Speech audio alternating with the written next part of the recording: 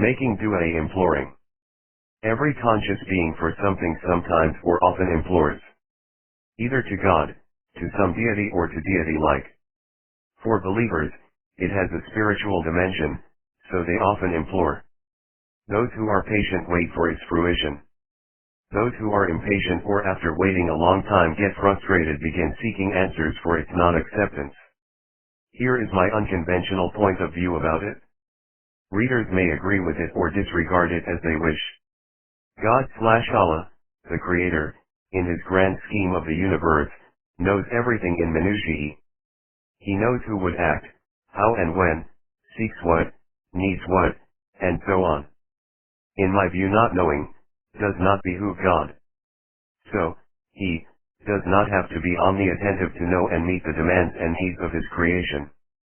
Therefore, like everything else in the universe, the dua's acceptance process is also schematic, predetermined.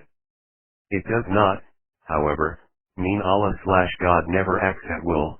He may do so, as he did to prove his omnipotency by speaking to Moses, peace be on him, in the valley of Mount Sinai Q. 23:20. The sincerity and certainty, belief in the positive outcome, of the seeker, implorer, is a must.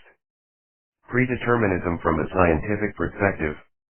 Looking at this proposition from a scientific point of view, we must deal with concepts like determinism, free will, quantum mechanics, and a few other postulates. Determinism is merely another expression for cause and effect, a consequence of some earlier incident schematic. Quantum mechanics, on the contrary, is indeterministic due to locality and statistical independence that gives rise to the concept of free will. That is why, the saying goes, no rational thinking will exist in science, philosophy, and other fields without free will. It is like saying that we have no choice but to accept that we have free will. Violation of statistical independence gives rise to super-determinism scheme. We should also be mindful that scientific concepts such as randomness, chaos, and spooky actions, coined by A. Einstein, are expressions of a lack of information or comprehension of the hidden variables.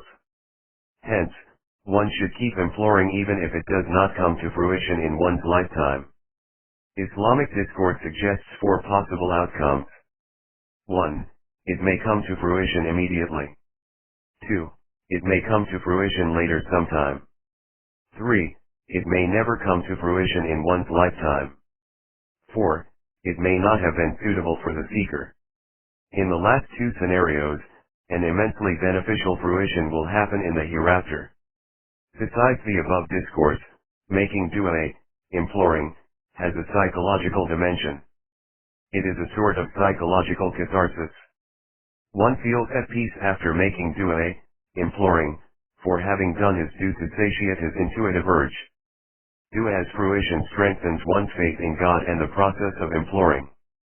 Its non-fruition may frustrate the weak faith people but strengthen the strong faith ones in divine justice, the hereafter, and the blissfulness of the belief in the divine. Dua also keeps one in the audience of God/Allah through servitude. Allah/God loves those who humble themselves. Comment/like/share/follow and subscribe. Shakir Mumtaz. Author, thinker, analyst. This audio file was created by Panopreader Basic. You can download it at panopreader.com.